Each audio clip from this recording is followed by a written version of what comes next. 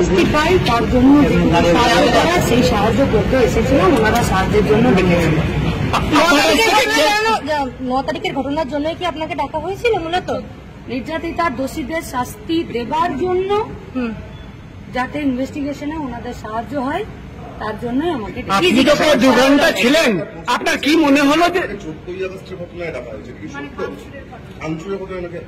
CBI কি ওনাকে বলেছেন?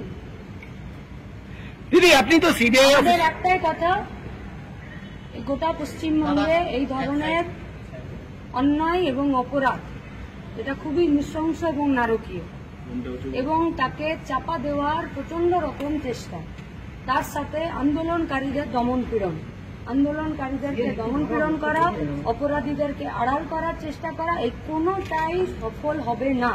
তার জন্য এই লড়াইটা যেভাবে রাস্তায় চলছিল রাস্তায় চলবে। মিথ্যে মামলা দিয়ে, হামলা করে, টাকার গামলা ব্যবহার করে এরা প্রতিবাদীদেরকে রাস্তা থেকে সরাতে পারবে না।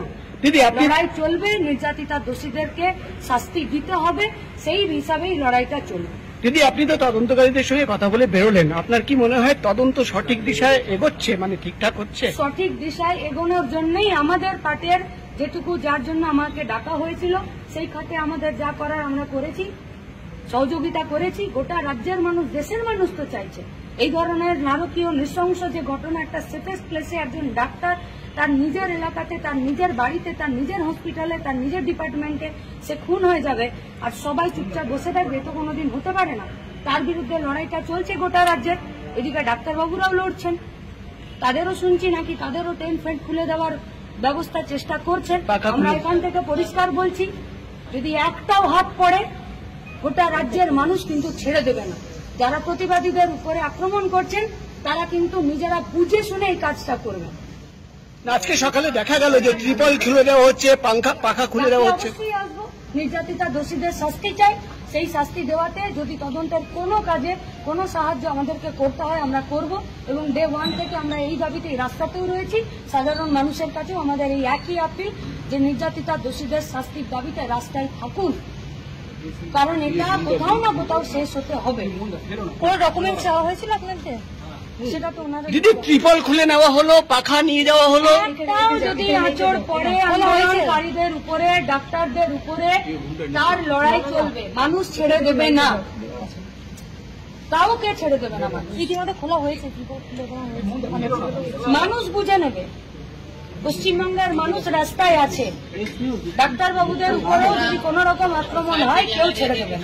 আপনাদের দল থেকে কোনো প্রতিবাদ করা হবে এই নিয়ে? ট্রিপল খুলে দেওয়া হলো, আমরা তো বলছি কাউকে ছেড়ে দেওয়া হবে না।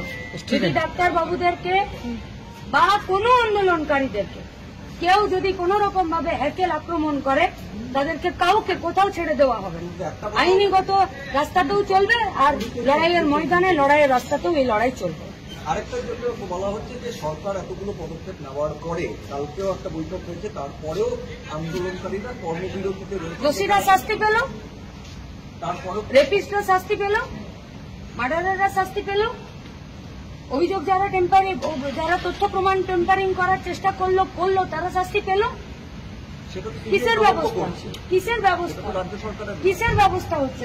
তাহলে ব্যবস্থাটা কিসের হচ্ছে? কোন সমাধানের পথে এগোচ্ছে? অভিযোগ টেম্পারিং, তথ্য প্রমাণ টেম্পারিং কারা করলো? রাজ্য পুলিশ করেনি? হসপিটাল থেকে শুরু করে তারা করছে না?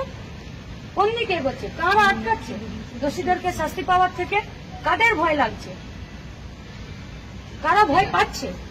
কারা আন্দোলনকারীদেরকে পুলিশে সমন পাঠাচ্ছে, অ্যারেস্ট করে নিচ্ছে, মারছে, ধরছে? কারা? ডাক্তারবাবুরা সিদ্ধান্ত নেবেন। গোটা পশ্চিমবঙ্গের কোন রোগী বলেছেন কি যে আমরা ট্রিটমেন্ট পাচ্ছি না? পশ্চিমবঙ্গ সরকারের 2018-র পর থেকে হেলথ ডিপার্টমেন্টের কোন ডেটা আছে? পশ্চিমবঙ্গের হেলথ ডিপার্টমেন্টের মন্ত্রীর তাদের যে ওয়েবসাইট আছে, তাদের যে ডেটা সেন্টার আছে, সেখান থেকে 2018-র পর থেকে কোন ডেটা আপলোডেড হচ্ছে?